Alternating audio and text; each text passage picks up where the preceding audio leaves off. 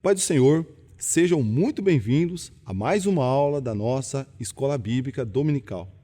E hoje nós estamos na aula de número 7, Perguntas Intrigantes sobre Vida Eterna. E nós vamos começar lendo 1 João, capítulo 5, do versículo 10 ao 13, que está escrito: Quem crê no Filho de Deus tem em si mesmo este testemunho. Quem não crê em Deus o faz mentiroso, porque não crê no testemunho que Deus dá acerca de seu Filho. Quem tem o Filho tem a vida. Quem não tem o Filho de Deus não tem a vida. Escrevi-lhes essas coisas a vocês que creem no nome do Filho de Deus, para que vocês saibam que têm a vida eterna. A vida eterna foi um tema por diversas vezes tratado por Jesus durante seu ministério terreno, e fazia parte de muitas conversas que ele teve com as pessoas. Na época, falar sobre vida eterna já chamava a atenção das pessoas. Hoje, não é diferente. A Bíblia foi escrita para que tivéssemos certeza sobre a vida eterna na pessoa de Jesus Cristo, como lemos anteriormente. Talvez você também tenha dúvidas a esse respeito. A minha oração é para que, no final desta lição, todos nós possamos firmar a nossa fé no doador da vida e possa ajudar todos aqueles que estão ao nosso redor. Dito isto, vamos chamar a nossa primeira pergunta. Paz do Senhor, Roger, tudo bem? Minha pergunta é: será que a morte é o fim de tudo? Paz do Senhor, Kailane, tudo bem? Obrigado pela sua pergunta. E a Bíblia é muito clara ao afirmar que a nossa vida não acaba aqui. Aliás, se você perceber, verá que a maioria das religiões mencionam algo sobre a vida após a morte. Vemos que esse fato, além de verdadeiro por ser bíblico, também faz parte da expectativa de todo ser humano, creia na Bíblia ou não. Em Eclesiastes, capítulo 3, versículo 11, lemos que Deus colocou no coração do homem a eternidade, a admiração por aquilo que é eterno. É exatamente por isso que a morte é algo tão estranho à nossa natureza, ainda que seja algo natural. Outra coisa que podemos pensar com base na pergunta feita é que, se nossa vida é somente aqui e agora, vale o questionamento do apóstolo Paulo: comamos e bebamos, que amanhã morreremos. 1 Coríntios 15, 32. E um pouco antes ele escreveu: se a nossa esperança em Cristo se limita apenas a esta vida, somos os mais infelizes de todos os homens. 1 Coríntios 15, 19. Alguns dizem: morreu, acabou. Essas pessoas acreditam que não existe justiça no universo em que vivemos, e acham que somos apenas um amontoado de moléculas e mais nada. Por causa dessa ideia, alguns até se sentem motivados a viver uma vida extravagante e inconsequente, pensando que a morte é o fim de tudo. Acham que, já que só temos esta vida sem sentido, devemos aproveitá-la para desfrutar o máximo de prazer possível. Deus, porém, afirma que isso não é verdade. Quer muito acreditem, quer não, chegará o dia que seremos chamados por Deus para prestarmos contas de nossa vida. Kailane, existe uma história de um imperador chinês que tinha uma orquestra, e essa orquestra era o orgulho do imperador, e quem fazia parte dessa orquestra desfrutava de uma boa vida, tinha um ótimo salário, além do status de pertencer à orquestra do imperador. Mas, de uma maneira surpreendente, um homem conseguiu um lugar na orquestra mesmo sem saber tocar. E quando a orquestra se apresentava, lá estava ele com o seu violino, fingindo que estava tocando. E ele fez isso durante muitos anos e desfrutava de uma boa vida, de tudo que o seu cargo lhe podia lhe proporcionar. Mas, em um dado momento, o imperador soltou um decreto dizendo que queria ouvir um solo de cada componente daquela orquestra.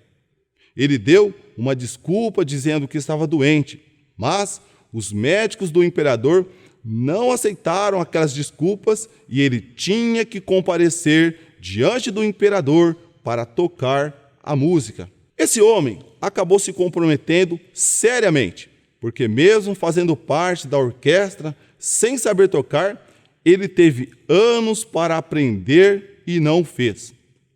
Assim também, todos nós, durante a nossa vida, temos a oportunidade de aprender e obedecer a palavra do nosso Deus. E um dia, todos nós devemos comparecer, não diante de um imperador, mas diante do Deus eterno, Criador dos céus e da terra. Jesus falou claramente sobre esta realidade humana. E ele disse: louco, esta noite te pedirão a sua alma. Lucas 12, versículo 20. Existe sim uma prestação de contas após a morte. Portanto, é melhor viver a vida com muito cuidado, pois a morte não é o fim de tudo. Vamos então para a nossa segunda pergunta. Rapaz, Roger, tudo bom? Deixa uma perguntinha aí. Será necessário reencarnar muitas vezes? Paz do Senhor, João Vitor. Tudo bem? Muito obrigado pela sua pergunta. E para responder a sua pergunta, nós vamos ler Hebreus, capítulo 9, versículo 27 e 28, que diz: da mesma forma, o homem está destinado a morrer uma só vez. Depois disso, enfrentará o juízo. Assim também, Cristo foi oferecido em sacrifício uma única vez para tirar os pecados de muitos. E aparecerá segunda vez, não para tirar pecado, mas para trazer salvação aos que aguardam. Pensar que o ser humano está evoluindo espiritualmente é um equívoco, porque em todas as religiões nós percebemos que não há nada de novo, segundo Eclesiastes, capítulo 1, versículo 9. Todas elas possuem princípios que já foram discutidos e cridos desde a antiguidade. Fica a pergunta: por que não existe uma lembrança, já que o Espírito, segundo eles, é o mesmo? E mais, não seria mais coerente nós nos lembrarmos daquilo que fizemos no passado para não cometer os mesmos erros e prosseguir nessa suposta evolução? A reencarnação é uma doutrina que não tem origem na Bíblia. Muitos que nela acreditam esperam evoluir espiritualmente por meio de diversas reencarnações purificadoras de suas almas. O texto bíblico é claro ao afirmar que os homens morrerão apenas uma vez. Depois disso, enfrentarão o justo juízo de Deus. Se fosse verdade que pagamos os nossos pecados por meio de várias reencarnações, por que então foi necessário Cristo morrer na cruz? Teria a morte de Jesus ter acontecido em vão? Portanto, a nossa esperança está na ressurreição, pois a reencarnação não é ensinada na Bíblia. Vamos então para a nossa terceira pergunta. Paz do Senhor, irmãos. A minha pergunta é: quem poderá entrar no céu? Isabela, a paz do Senhor, muito obrigado pela sua pergunta. E nós vamos começar lendo Apocalipse, capítulo 7, dos versículos 13 ao 17, que está escrito: então, um dos anciãos me perguntou: quem são estes que estão vestidos de branco e de onde vieram? Respondi: Senhor, tu sabes. Ele disse: estes são os que vieram da grande tribulação e lavaram as suas vestes e alvejaram no sangue do Cordeiro. Por isso que eles estão diante do trono de Deus e servem dia e noite em seu santuário. E aquele que está sentado no trono estenderá sobre eles o seu tabernáculo. Não mais terão fome, nunca mais terão sede. Não os afligirá o sol, nem qualquer calor abrasador. pois o Cordeiro que está no centro do trono será o seu pastor. Ele os guiará às fontes de águas vivas, e Deus enxugará dos seus olhos toda a lágrima. Isabela, a Bíblia também nos diz que nem olhos viram, nem ouvidos ouviram, nem jamais penetrou no coração humano as coisas que Deus tem preparado para aqueles que o amam. 1 Coríntios 2:9. Que coisa maravilhosa saber que Deus planejou algo surpreendente para todos nós no céu. A Bíblia também menciona que no céu não haverá sofrimento. Portanto, é de se esperar que aquilo que nos poderia nos trazer tristeza, como lembrar das pessoas queridas que partiram sem Cristo e não estarão conosco, será esquecido. E aquilo que nos dá alegria será recordado, pois trará honra e glória ao nosso Deus. Por exemplo, nos lembrar do sacrifício de Cristo na cruz e do dia em que nós aceitamos a Jesus e recebemos Ele como nosso Salvador pessoal. Uma curiosidade que temos é saber como será lá no céu, como nós seremos lá no céu. Aliás, isso já fazia parte de muitas das conversas das pessoas com Jesus. Quero destacar algumas. Primeiro, nós teremos um corpo incorruptível, ou seja, não entrará em processo de decomposição. 1 Coríntios 15:42. E nesse mesmo versículo também ensina que nós teremos um corpo glorioso. E nós teremos também relacionamentos fraternais em Cristo. Ou seja, não iremos nos relacionar de maneira conjugal, segundo Marcos 12, versículo 25. Essas pessoas que estão diante do trono de Deus vieram de uma grande tribulação, isto é, foram perseguidos por causa da sua fé. E quando observamos o texto bíblico, descobrimos que tais pessoas lavaram as suas vestiduras e alvejaram no sangue do Cordeiro. Isso significa que o texto fala de pessoas que se purificaram por meio do sangue de Cristo, o Cordeiro de Deus. Isso quer dizer que todo aquele que um dia pediu perdão de seus pecados e creu em Cristo como Salvador, tem o direito de entrar no céu.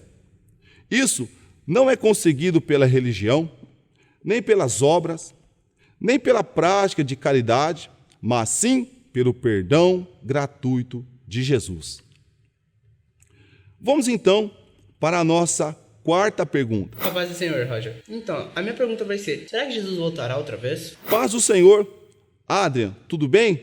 Obrigado pela sua pergunta. E a nossa referência bíblica é Atos, capítulo 1, versículo 11, que diz: que eles disseram, Galileus, por que vocês estão olhando para os céus? Este mesmo Jesus, que dentre vocês foi elevado aos céus, voltará da mesma forma como o viram subir. Primeiramente, eu preciso dizer que de nada adianta estarmos sobre essa grande verdade se nós não colocarmos ela em prática. Vamos então refletir sobre algumas perguntas. Primeiro, você realmente crê na volta de Jesus? Se ele voltar hoje, você tem absoluta certeza de que subirá com ele para o céu? Se você morrer hoje, tem certeza de que irá para o céu? Caso você tenha respondido não para alguma dessas perguntas, você tem um sério problema para resolver. A boa notícia é que Deus o ama e permitiu esse momento agora para que você se arrependa de seus pecados e desfrute a vida eterna que Jesus lhe ofereceu gratuitamente. Assim como Cristo subiu ao céu, um dia ele voltará. E a sua volta, a volta de Cristo, será física e visível. Será marcada por sinais nos céus, e a volta de Jesus será repentina e inesperada.